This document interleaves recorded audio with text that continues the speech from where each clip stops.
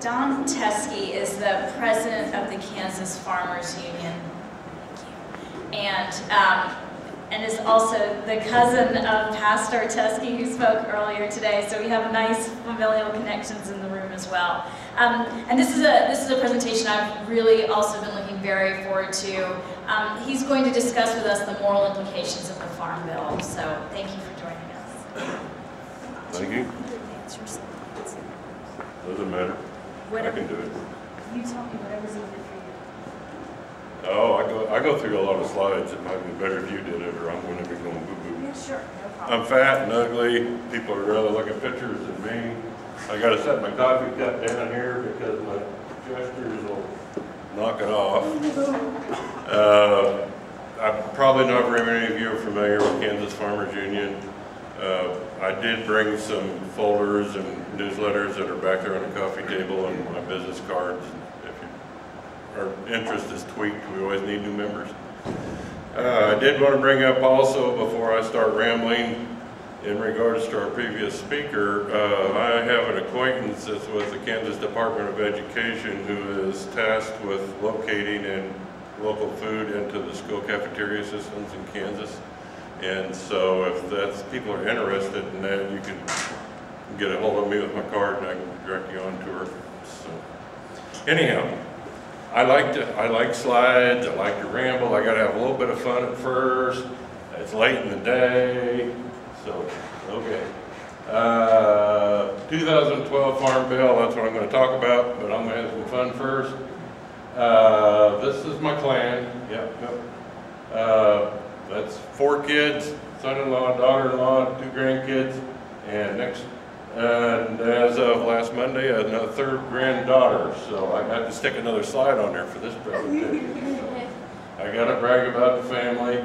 We farm in northeast of Manhattan, Wheaton, Kansas. It's about 100 miles from here. It's up in the hills. Rough terrain, a lot of cattle.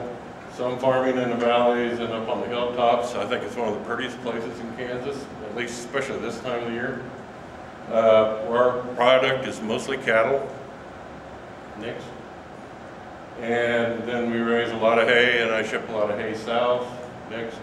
And then some cropping where it allows it. This picture is the Teske homestead. Great-great-grandpa Michael came here in 1868.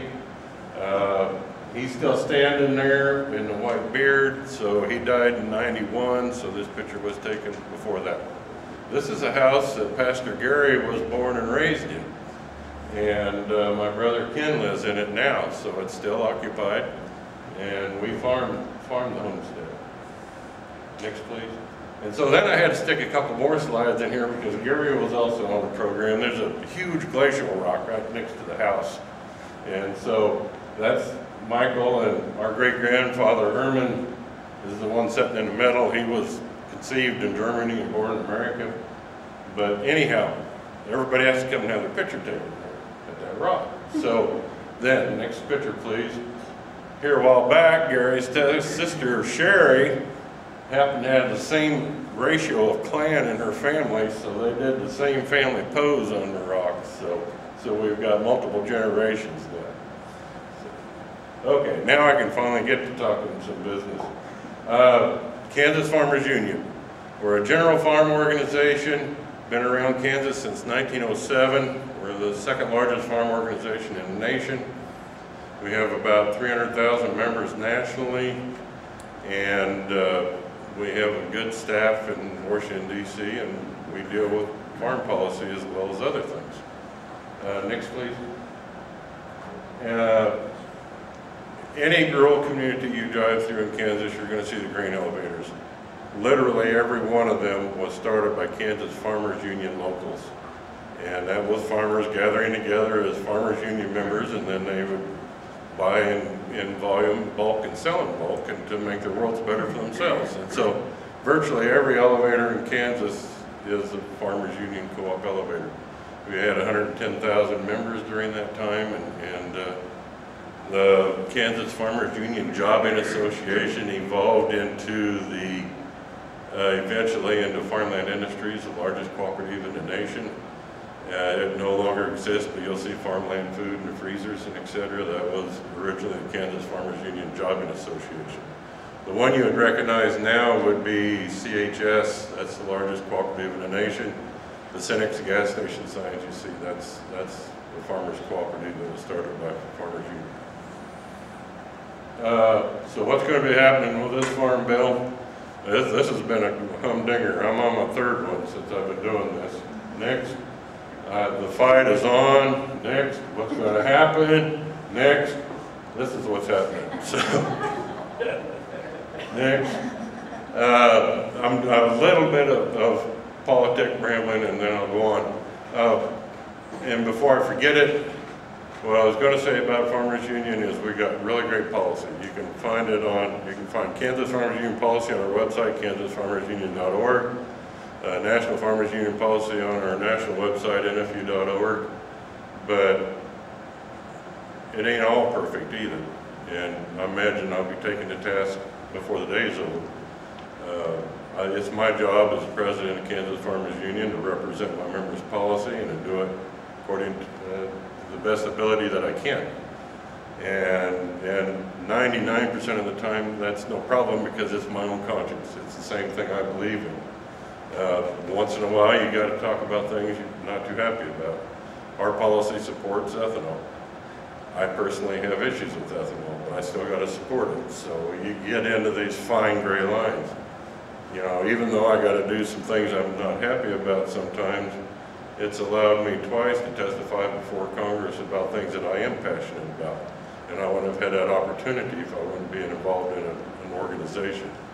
And one of them being climate change and the other one on rural health care issues. So you got to take the good with the bad or the bad with the good. The way the Farm Bill is shaping up, Senator Stabenow is the chairman of the Senate Ag Committee. She's from Michigan. That's bringing a whole different picture to the Farm Bill because they have a lot more niche marketing, vegetables and other products than the major ag commodities. And that's kind of refreshing to see. The downside of that on the Senate Ag Committee is our own Senator Roberts is the ranking member there. And so we have a very traditional one there. Next, please. Congressman Frank Lucas from Oklahoma is very, very conservative and likes direct payments and he likes Farm Bill subsidies. And so to see anything come out of the House that's going to reflect anything new and exciting is probably not going to happen. The Senate actually did, the Senate Ag Committee last week marked up a Farm Bill and has presented it. It's 900 pages and I haven't seen anything of it yet. NFU, as our staff in DC, is kind of giving it a thumb up, thumbs up. However, it's still working with the subsidy payments the way we've been dealing with it. Farmers Union has always supported family farms and not the larger corporate farms, and have never approved of the direct payment system. That's not what the farm program is intended for.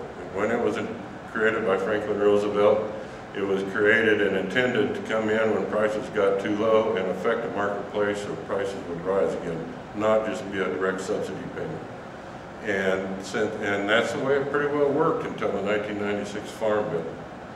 And so what we promoted as an organization where we knew we were going into a Farm Bill with huge cuts and higher input costs than we ever had in agriculture. And how do we put some type of a safety net under there for when the prices go back down, when they will. And our best bet was to go back to what we had before. We called it Midas, market, inventory, blah, blah. But it was basically going back to coupling the farm program with market prices. And so it would affect the market prices by either holding commodities off the market or reducing the amount of planted acres, etc. And that was not in the Senate bill, or Farm Bill. So if it was going to happen with Farmers Union and what we were promoting, it would have happened and been introduced in the Senate bill. It definitely will not come out of the House. So we're basically looking at a farm program that's going to be similar to what's in the past. Now the Ag Committee is interestingly changing, because we've in the past had very traditional power and Ag committees in both the House and Senate that really contributed toward this farm program as the way it's evolved. Now we have a lot of new members on both committees that don't necessarily have Ag backgrounds or Ag states, and so we're seeing power shifts. And it may not happen this farm bill, but definitely by the next farm bill, we're going to see something really totally different. Next, please. I only got 2 graphs, I promise. This is just to show the left circle is the total federal budget. That little sliver is the USDA program. And then the big circle is how that breaks down, and 80% of that is the food and nutrition programs at school and SNAP. And 14% is the farm safety net, and 6% is energy and conservation. So that's just a fast breakdown to look at just how much actually goes to the farmer. And we always hear about huge, huge government payments. I've never in my life gotten over $15 an acre for government payment. Usually, right now, it's about $5 an acre. So besides it, if you've got to look at the scale of things to talk about huge government payments. Next, please. Farm safety net spending. This is what, if we would, for the next 10 years, what it would look like if we would have a farm program that reflected what we've had in the past 10 years. And crop insurance is $82 billion over a 10-year period. Direct payments, $49 billion over a 10-year period. And that's with the $23 billion cut already worked into the formula. So we're taking our share of the hit. So that's what we've been working with in the past. Okay, next please. Now let's go back to, there's only 8 program crops that affects. There are a few others, dairy comes in once in a while, sunflowers, blah, blah, blah. But when you get down to looking at that, you're looking at wheat, which really needs to be in there. That's a staple of life. And really, we need to pay more attention to, because with the prices of corn and soybeans now, wheat acres are dwindling fast, and we need wheat acres. And so the farmers aren't going to plant wheat when they can make more money planting corn. And we're seeing that all the time. But these are the 8 program crops. Next, please. There are good things about the farm program. We're all used to badmouth them. It's a historical-based safety net that I've rambled along up to this point. But this is the carrot out there that got all the acres terraced out here in the country that's saving our soil, and the cover crop programs. And this is the incentive that got farmers to do the right things for the land. This is the incentive that forces them to do a conservation plan on their farm. Now, ironically, Farmers Union is the only organization out there that's trying to promote tying your conservation plan to crop insurance. If you're going to receive crop insurance subsidies, then your conservation plan would have to be tied to that. And I don't suspect that to carry through, but that is part of our policy right now. And when you get back to thinking of that other graph, that's a significant amount of dollars. And then the nutrition programs, and then the aid programs, food for peace programs, and et cetera. There are good things with the farm program, but there are global consequences too. And next, please. Doggone it, I was going to pull my phone out when I started, because I'm the world's worst procrastinator. I just finished these slides while the speakers were today, and I haven't even timed it. So, you know, when I'm getting close, will you holler at me? Sure, I'm tweeting what you're saying, so I'll try to throw that in. You're doing the slides and tweeting? Yes. Oh, okay. Kids nowadays. If you want to leave room for questions, you will not. Oh, I got a lot more slides. Anyhow, what you see there is a pile of peanuts. We see corn stored around here, and milo stored out on the ground, and that's peanuts started up. And in 2010, for the U.S. government, I went to Senegal, Africa, and worked with the villager on production agriculture, and was I learned more from them than they learned from me. But when we affect a farm policy in the farm program, and all at once we're subsidizing exports to other countries, that affects agriculture in those worlds too. And this is the whole world that we live in. And so, next slide please. I ran across this slide, and I have no idea how good this group is. I just ran across the slide, and I kind of believe that the ratios. They show that industrial agriculture is feeding 30% of the world. Peasant agriculture is feeding 50% of the world. And everything I hear in all the farm publications now is we're not going to be able to feed the world 10 years from now. And the sky is the limit for agriculture. We're never going to feed the world from the United States. We need to help them feed themselves. And that's what I try and do. But next please. Peasant agriculture. This is the village I was working with. And this is corn. But you know, Oxfam is very good about not wanting crops sent over there where it takes the incentive away from them to produce themselves. And I forgot to put the slide in as I was in the back, but even the relief agencies in Senegal, one of the poorest countries in the world, even the relief entities gave up on trying to do relief through the government. It never got to the villages. And so they're like relief entities are going directly to the people like Zimbabwe's. So the United States and Europe is working directly with the villages in Africa rather than going through the governments. Next please. This was his wife. I just had to put the slide in because it's my favorite slide from the trip. It was pouring rain right before I took the picture. She was spreading fertilizer by hand by each plant before he came through and cultivated. And then she was so happy I was taking a picture of her baby and she got it just right. I just had to stick it in. Next please. So now we get back to the Farm Bill and we talk about the politics. I call it the politics of corn. And I would have members of my organization assassinate me for what I'm rapping on here about, but I call this the politics of corn, and I witness this. I'm in DC all the time, and I see the influence that Big Ag has on farm policy.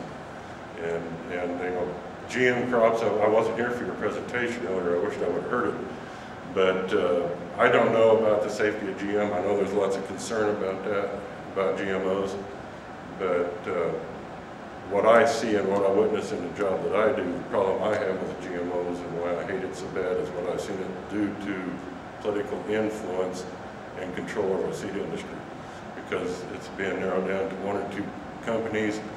They make the producers have signed contracts, and it gives them so much power in Washington, D.C., and I see that all the time. And so that's the biggest problem I have is with the GMO crops, is the political side of it.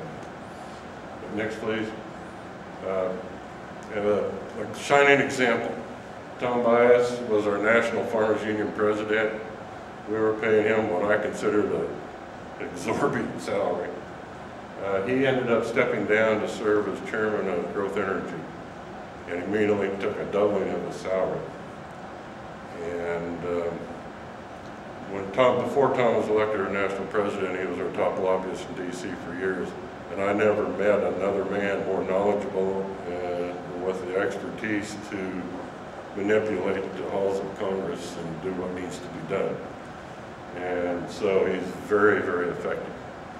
And Growth Energy is funded entirely by the companies that own the ethanol plants.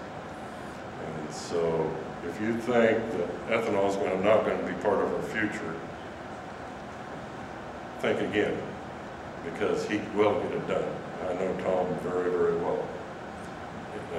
Next.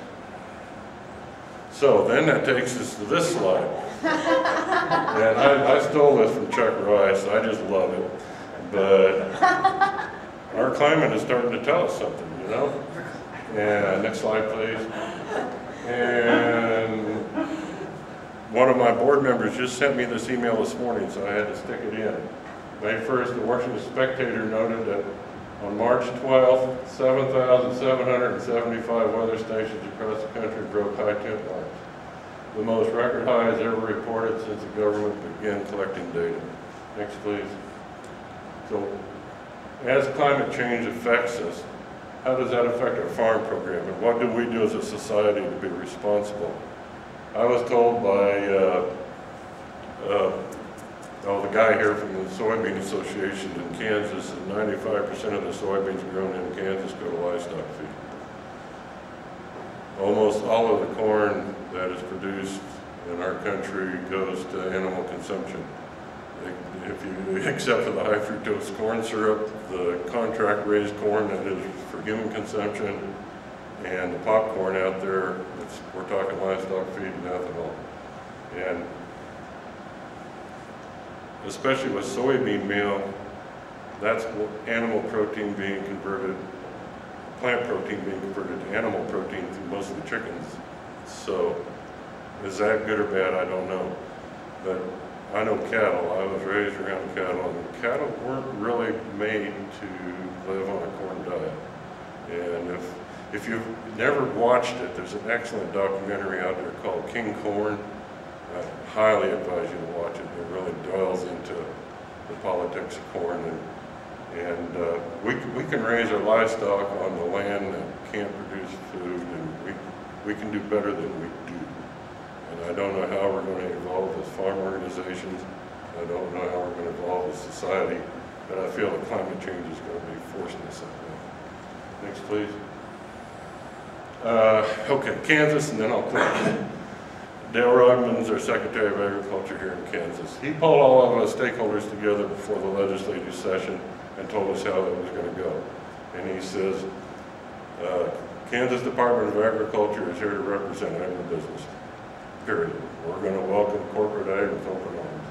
In his in his testimony to the Senate Ag Committee here, I listened to him say, and I got this right from him, corporate agriculture, you know, we haven't been welcoming hogs especially, blah, blah, blah, blah, blah. These industries are now modern, efficient, and excellent corporate citizens. Next, please. I was quoted in Topeka Capital Journal the next day, and my testimony is saying, I see that as a direct threat to the Kansas farmer. He was promoting agriculture as an economy and a business. I see it as a direct threat to the Kansas farmer out there. Governor Brownback isn't real happy with me right now. And then the last slide, U.S. Farmers and Ranchers Alliance. If you're not aware of this company, this organization, get aware of it. There are huge, huge amounts of money that are going to, in the very near future, be thrown into advertising and PR to promote corporate agriculture as responsible agriculture. They spent $6 million last year, and they're just getting off the ground. And most of this is coming from checkoff dollars from producers that have no say in how it's spent.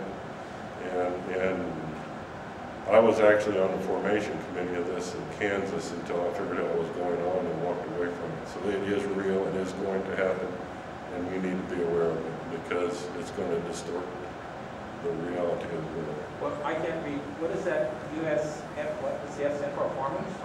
U.S. Farmers and Ranchers Alliance. Okay. So I'm very concerned about that. So. And that's my last slide. And I was going to start out by saying, if you've got any questions, just holler out because I like dialogue, but I forgot. So I don't know if that's what you came here to hear or what you are interested in, but that's kind of my role I live in. So. Very important. We do have time for a question if anyone has a question. So you mentioned earlier in your presentation in regards to food going overseas and in your trip to Senegal, how you like to promote the idea of those countries being able to produce their own food as opposed to relying on us. Now, so I'm wondering the flip side of the equation, as someone who's sort of intimately aware of some of these things, with all of this, our commodity crops in particular that we're producing, corn, soy, wheat, cotton, are we shipping that elsewhere to a certain extent? You mentioned a lot goes to animal feed, but I'm just wondering, I don't know if you have any sense of the scope of like how much, or is it all, you know, it's amount of food that's being produced within our borders is being consumed within our borders? That's a really good question, and then when you get done with that, I need to go back to my trip to Senegal. I forgot the key point of why I brought that up. But in regard to your question, that's been a very narrow ratio in the past, and I'm an old has-been dairyman, and so, you know, if you get a 1% oversupply of milk, they crash the price because it's a perishable product, and then a bunch of farmers would go out of business, and then the price would go back up, and so then they'd import more from overseas, and then the price would go back down, then more farmers would go out, and we were a net importer of dairy products for many years, and I don't know if we still are now or not. We were a net importer of beef till last year.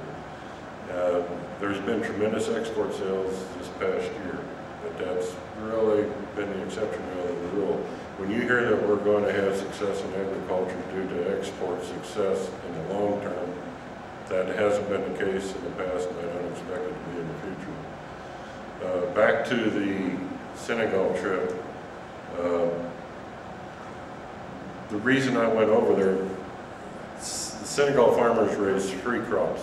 And I have an hour-long presentation on living in urban and rural Senegal that I'm extremely proud of. So if you guys ever want to hear about Senegal, we can have a whale of a discussion.